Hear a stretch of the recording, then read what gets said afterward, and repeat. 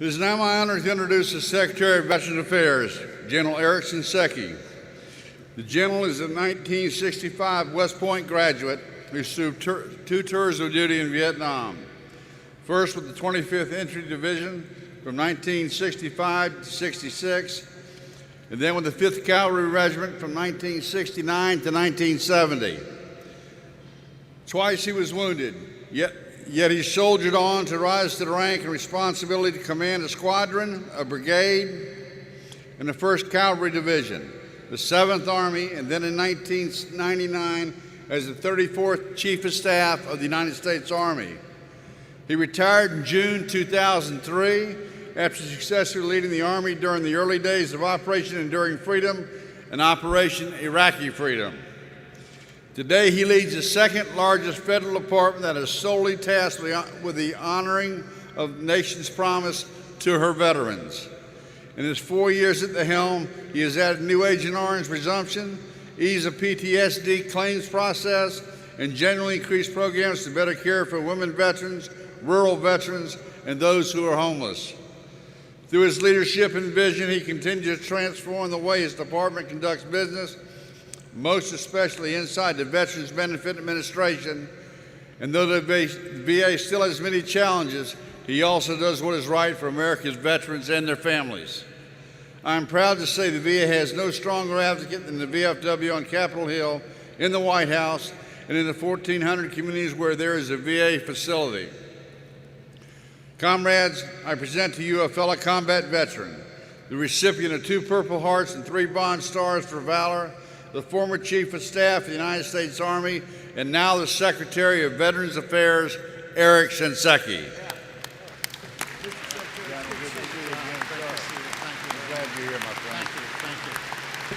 Thank you all very much.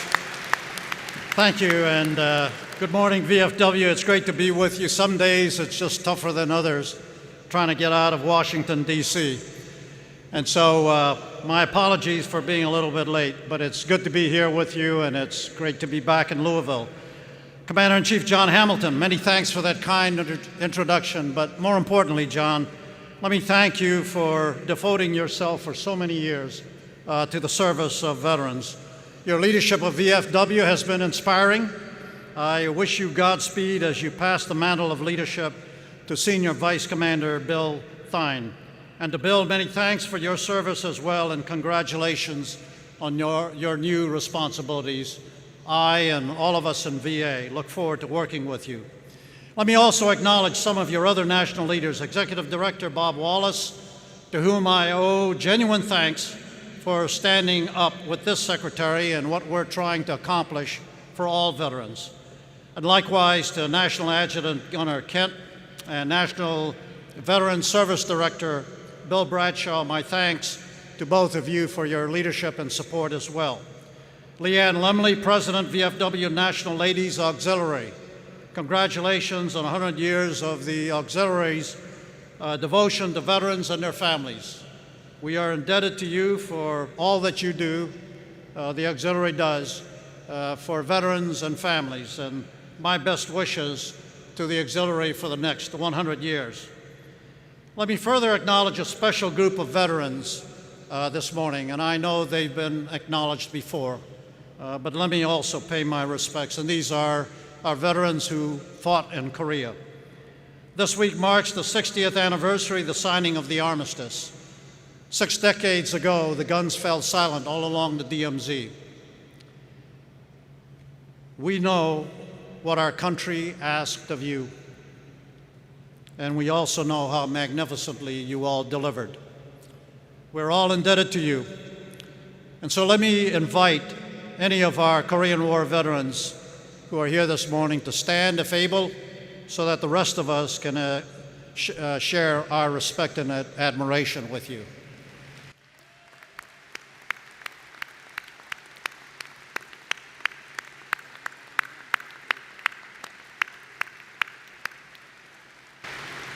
Thank you all very much.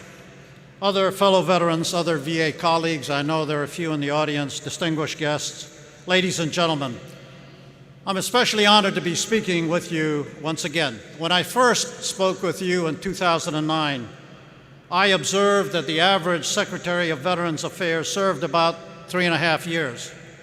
And so I said then that we had to move quickly to get as much done as possible in the time we had.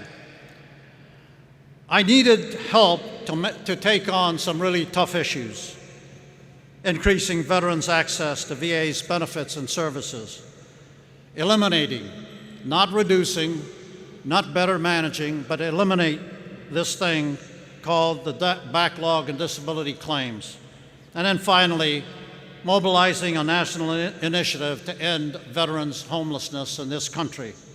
I asked for your assistance, and you gave it to me, and you continue to do so today, and I am grateful for your support. I'm also grateful for the opportunity to work all of these initiatives alongside my friend Chuck Hagel, from whom you heard yesterday. Chuck's credentials as a veterans advocate are without peer.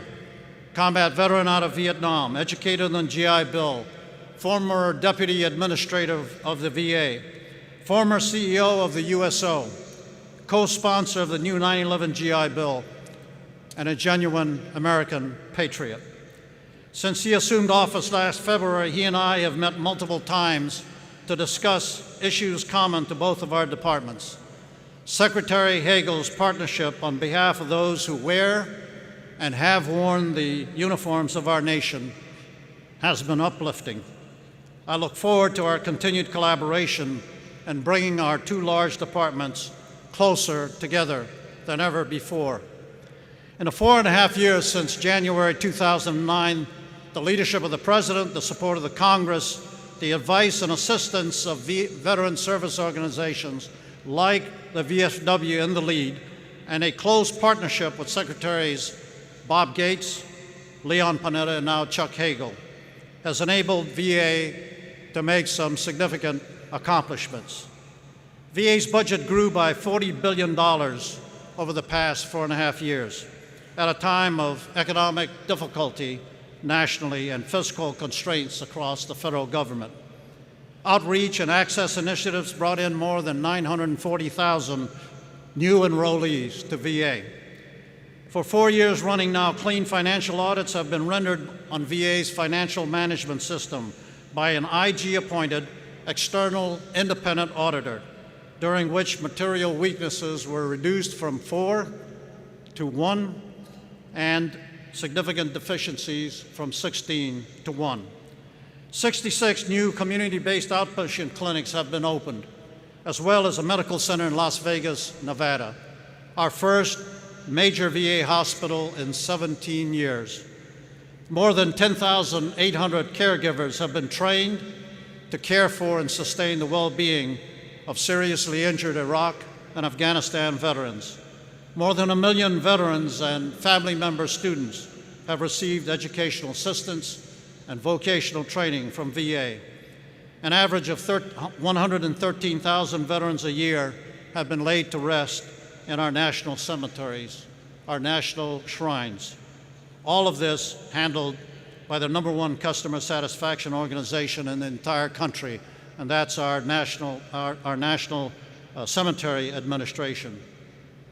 Veterans homelessness was reduced 17% between 2009 and 2012, and we estimate perhaps another 10% reduction this past year. We'll know the final tally as soon as our partners at HUD, the Department of Housing and Urban Development, complete the verification of the homeless count. And we fielded VBMS at all 56 regional offices. VBMS, our Veterans Benefits Management System, a new automated claim system. We are transitioning out of paper and into electronic processing. This is a major crossover year for disability claims processing. The challenges of the past 4.5 years have been daunting, but with your help, we have stayed clearly sighted on what's best for veterans. More remains to be done. This is true, but this will always be true if you pursue continuous improvements, and that's what we are doing. So today I'd like to I've talked about the things that we consider accomplishments. Today I'd like to address two issues that have been in the news much lately: mental health and the claims backlog. Some have criticized VA as being uncaring and unhelpful on both issues. Neither is correct, so let me address them both. First, mental health. I have witnessed in my time in uniform monumental changes in the way we wage war. Greater speed, greater agility, greater precision, and greater stamina in all aspects of the use of force. Perhaps less noticed among those tremendous changes have been the Department of Defense's amazing advances in battlefield medicine, coupled with the creation of a world-class military medical evacuation system. Hours to days from battlefield to stateside medical care, rather than the weeks and months for past generations. More troops are surviving combat today because of those advances, but for some, the injuries are much more serious and complex, requiring prolonged hospitalizations, months and years of surgery, pain, recovery, uncertainty. As these patients are released from military service, the seamlessness of a warm handoff from DoD to VA assures them the continuity of care they must have. And this is why the Secretary of VA and the Secretary of Defense have worked these issues personally for 4.5 years now. It is that important. And if we get it right for these veterans and families, we'll be in a better position to begin getting it right for everyone else. Now, many combat veterans also carry with them what I call the baggage that comes with combat. PTS, post-traumatic stress, which can include nervous anxiety, increased irritability, feeling numb, suffering flashbacks, and even feeling depressed. Most of us are able to work through PTS on our own with the help of strong families and a good support structure. Some, not all of these veterans, incur the D, disorder, PTSD, post-traumatic stress disorder, and that requires professional care. But we even find that people generally get better with treatment over time. But in tough economic times, as we have experienced for the past 5 years, any prolonged unemployment exacerbates stress, extending the transition home for those with PTS and extending the period of treatment for those with PTSD. We want to address these issues directly and early before complications begin a downward spiral towards job loss, depression, substance abuse, anger management, a breakdown in relationships, homelessness, finally, and sometimes suicides. The longest war in our history and higher survival rates have driven increased concern for the mental well-being of service members and veterans, including the need for more sophisticated methods for identifying and treating their issues.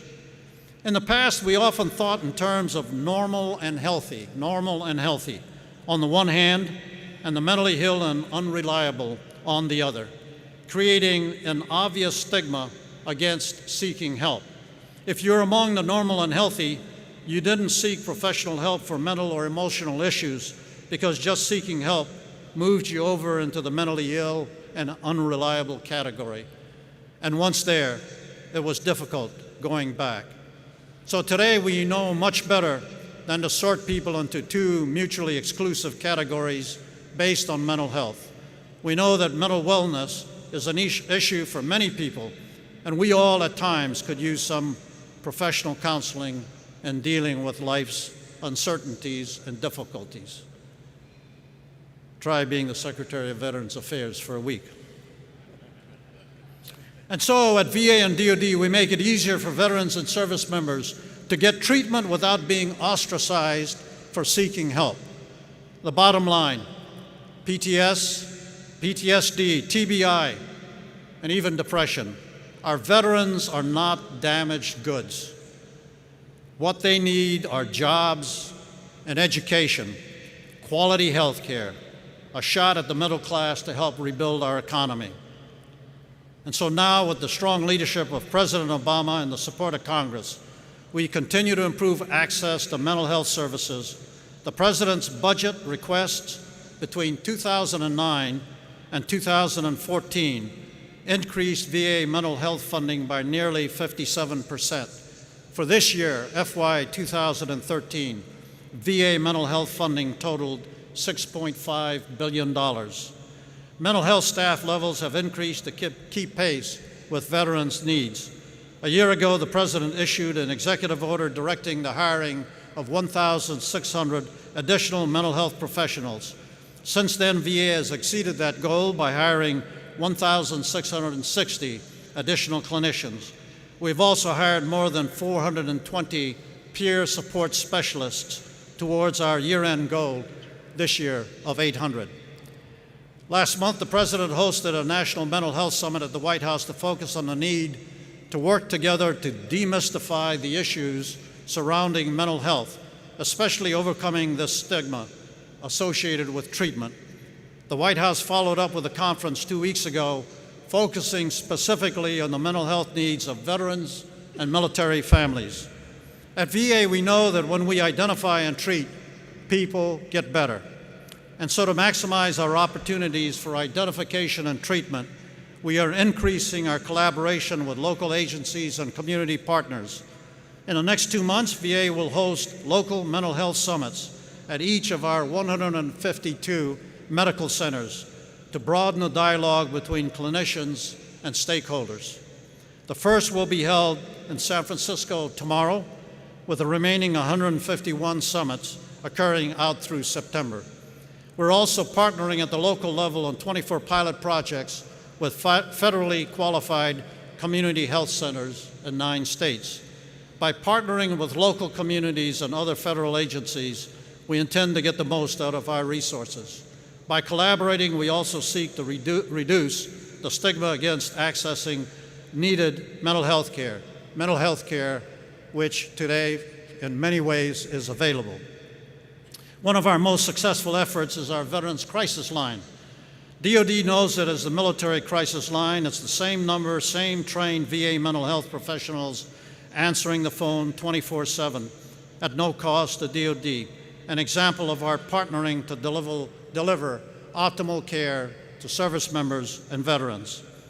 Since startup in 2007, the Veterans Crisis Line has answered over 800,000 phone calls.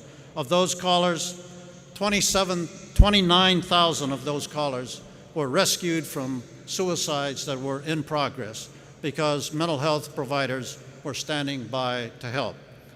Chatting and texting appeal to those who are comfortable with technology, so in 2009 we added an online chat service, and in 2011 a texting service. Since then we've engaged almost 94,000 people, online chats, and another 7,000 by texting. Our crisis webpage is averaging about 370,000 hits per month.